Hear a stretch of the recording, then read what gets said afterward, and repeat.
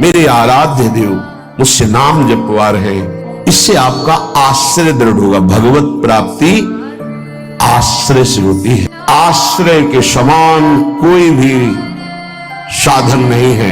भगवान एकमात्र आश्रय को देखते हैं। आश्रय जितनी दिव्यता वो सब आश्रय में विराजमान रहती है।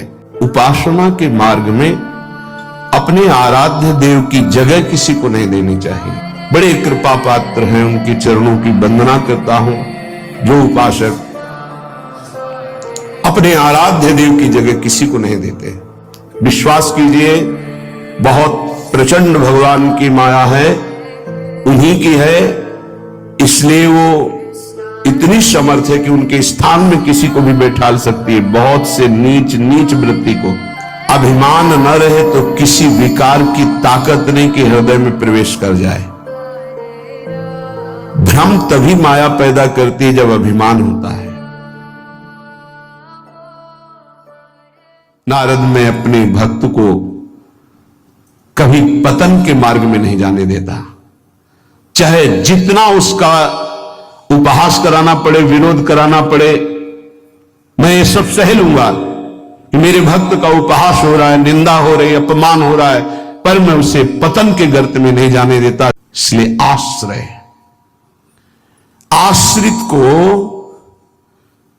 किसी भी तरह से कोई भी परास्त नहीं कर सकता। खास बात यह है, जहां किसी ने आश्रित को यह देखा कि इसमें तो ना तप है ना बल है, तो वो ये नहीं देख पाया कि आगे तो आश्रित दिखाई देता, लेकिन गोद में बैठा है आश्रयदाता की जितनी दिव्यता वो सब आश्रय में विराजमान रहती है।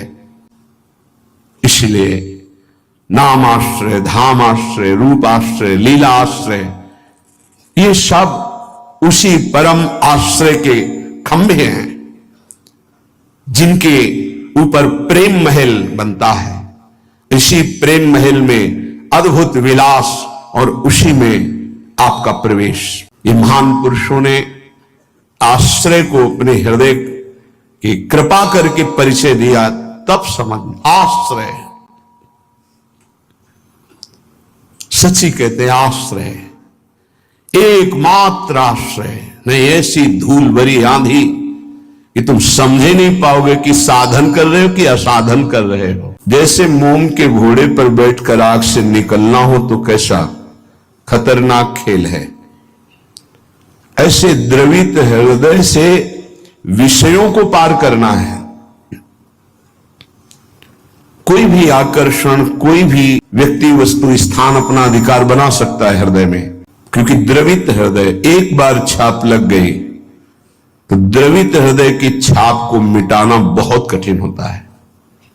इसीलिए उपासक को जब वो असावधान होकर विषय में फंस जाता है तो बहुत ही आसक्त चित्त पाया जाता है, क्योंकि निर्मल द्रवित हृदय का सीधे हृदय से प्यार करता है। मलिन हृदय की छाप तो मिटाई जा सकती है, ये सूक्ष्म विषय है। विषयों में खेल रहा है, कोई भगवान से मतलब नहीं, तो जब जगेगा तो उसका हृदय साफ किया जा सकता है। जब ज्ञान होगा, उसको सत्संग मिलेगा तो सुधार बड़ी तीव्रता से हो जाएगा, यदि कुसंग ना हो तो। लेकिन यदि उपासक का हृदय आसक्त हो जाए तो बहुत ही उसमें विचित्रता पाई जाती है। जैसे द्रवित हृदय किसी रूप में फंस जाए, शरीर में फंस जाए, वस्तु में फंस जाए, उसकी एक विलक्षणता होगी उपासक की। जैसे वो प्रभु की तरफ चला था वैसे ही विषयों में अनन्य होकर के चलने लगेगा।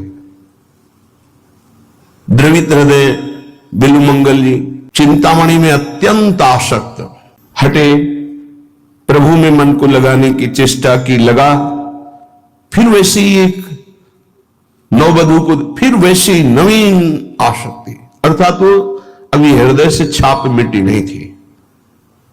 इसीलिए उन महापुरुष ने अपनी दोनों आंखों को ही विदा कर दिया।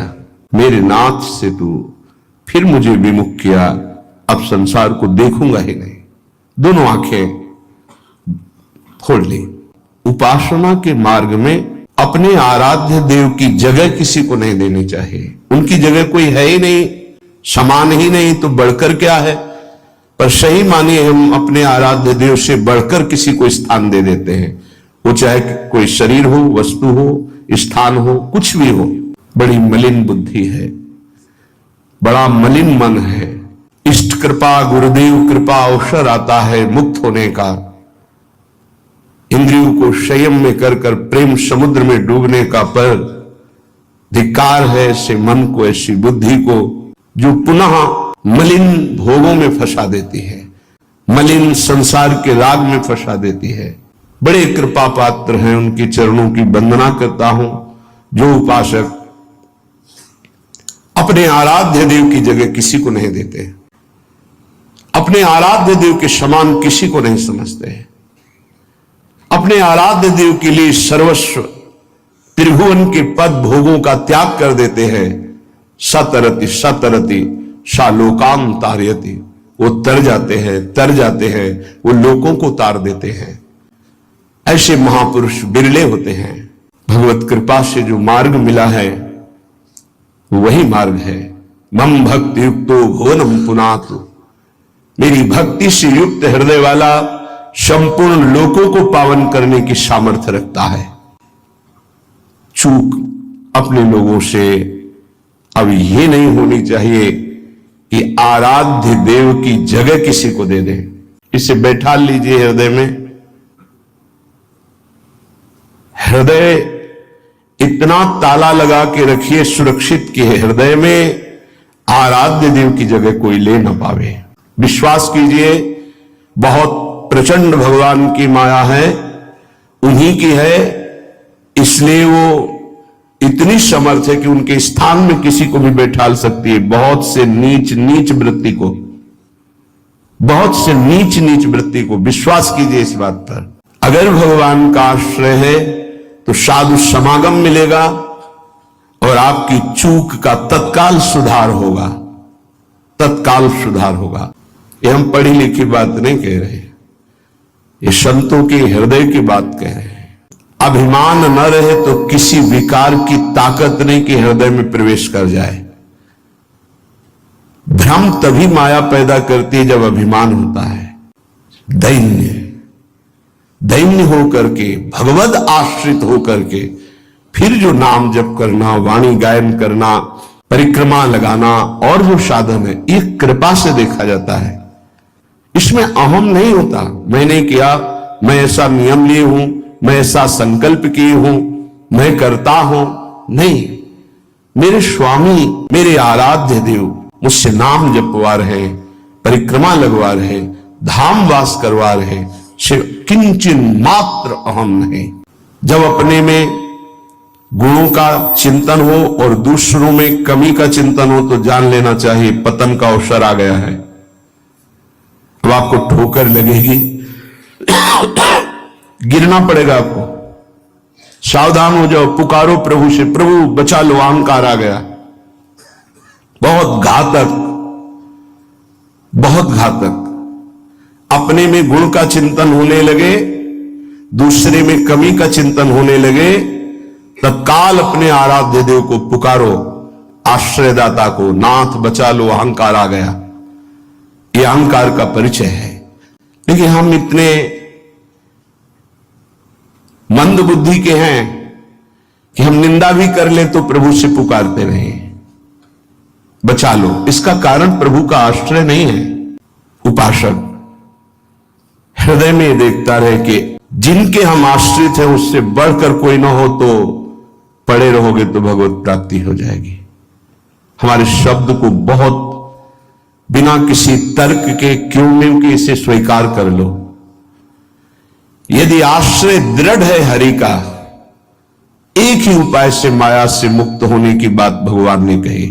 मामेव ये प्रपद्यन्ते माया मेताम तरन्तिते, इसमें कोई दूसरा शब्द नहीं बोला। ऊपर के इस श्लोक की पंक्ति में बताया अपनी माया की महिमा कितनी दुरत्य है, दुरंत है, प्रचंड है। दैवी हेषा गुणमयी मम माया दुरत्तया। और उसके नीचे की पंक्ति में बताया उपाय उससे मुक्त होने का, मामेव ये प्रपद्यन्ते, बस माया में ताम तरंती थे, मेरे आश्रित। अब ये आश्रय कैसे दृढ़ होता है, तो उपाय बताया जाता है।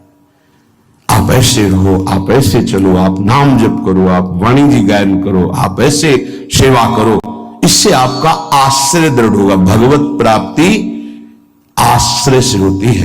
खास बात, आशा आश्रय दाता से है। आशास्य दास्यम वृषभानुजायास, हमारी आशा स्वामिनी जी से है, हमारा बल साधन नहीं। फिर हम साधन भजन क्यों करें, क्यों करना और करना, ना करना और करना, यह तुम्हारा विषय ही नहीं, तुम तो आश्रित हो। अब जो ही कहें करें हम सोई, आयुष लिए चले निज दासी, ये आश्रित है। उपासक समझे आश्रय के समान कोई भी साधन नहीं है, इससे श्रेष्ठ कोई भी साधन नहीं। भगवान एकमात्र आश्रय को देखते, आश्रय। अगर अंदर से भगवद आश्रय है तो माया विशेष विशेष प्रकार की चालें चले तो परम खिलाड़ी नटनागर प्रभु उसके हृदय में बैठकर बचाव पक्ष की युक्तियां देकर बचा लेते हैं।